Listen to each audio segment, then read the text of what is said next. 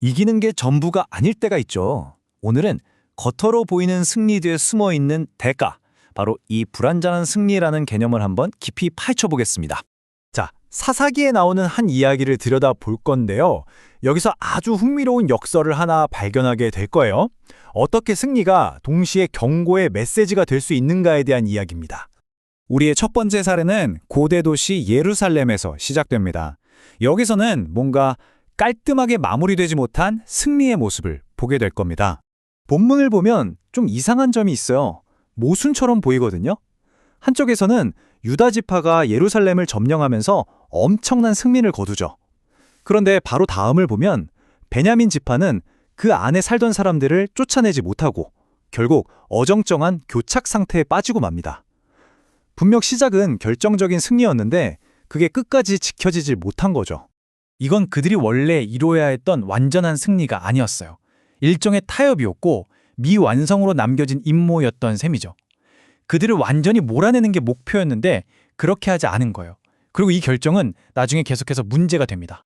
자, 그럼 이제 다른 이야기로 한번 넘어가 볼까요? 이번에는 요셉 지파의 이야기인데 얼핏 보면 이쪽이 훨씬 더 똑똑하게 이긴 것처럼 보입니다.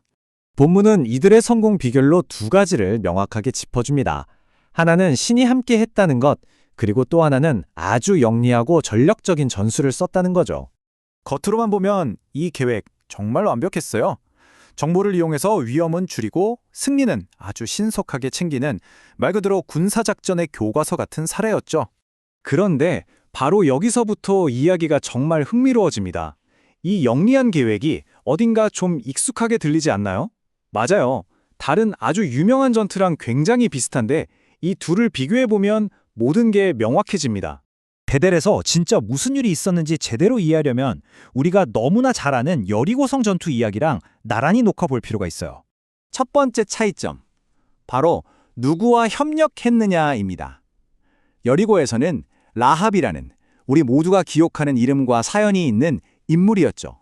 그런데 베델에서는요, 그냥 이름 없는 어떤 남자예요. 익명의 인물일 뿐이죠.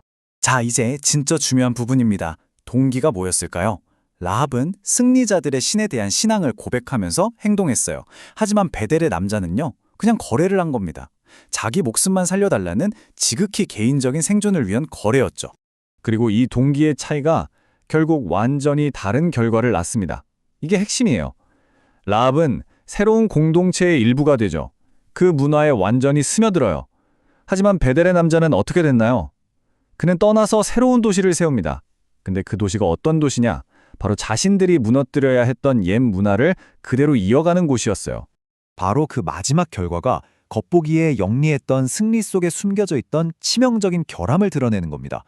보세요. 문제가 해결된 게 아니었어요. 그냥 장소만 옮겨간 거죠. 그들이 정복했던 도시, 루스는 그들이 살려준 남자에 의해 곧바로 다른 곳에 다시 세워집니다. 바로 이게 불완전한 승리의 정의입니다. 겉보기엔 분명 이겼어요. 하지만 그 안에 숨어있던 작은 타협 하나가 근본적인 문제가 그대로 살아남아서 심지어 다른 곳으로 퍼져나가게 만든 거죠. 그렇다면 이 고대의 군사 분석을 통해 우리는 대체 뭘 배워야 할까요? 원전 해설에서는 이런 이야기를 영혼을 위한 MRI에 비유합니다. 우리 자신의 성공, 그 표면 아래에 진짜 무엇이 있는지 깊숙이 들여다보게 해주는 도구라는 뜻이죠.